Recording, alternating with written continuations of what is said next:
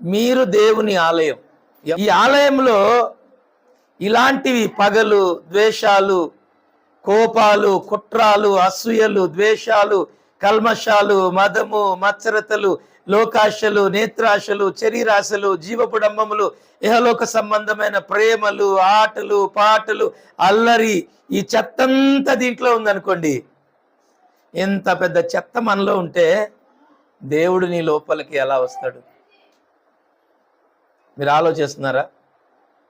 ఇప్పుడు చెత్త ఉందనుకో, ఒక దగ్గర బోళ్ళంత చెత్త, అంటే రోజింత చెత్త వేస్తే ఆ చెత్త ఉన్న ఇంట్లో అండి ఏ వాసన వస్తుంది? ఒకవేళ నీ లోపల కూడా చెత్త ఉంటే నీకు అందరూ దూరం అయిపోతారు. దేవుని స్తోత్రం. హల్లెలూయా. ఎవరు నీ దగ్గరికి రాలేరు. ఇంకొకటి ఏంటంటే నువ్వు నీతి నిజాయితీగా ఉన్న దూరం అవుతారు. ఒకటి నువ్వు యథార్థంగా ఉన్నా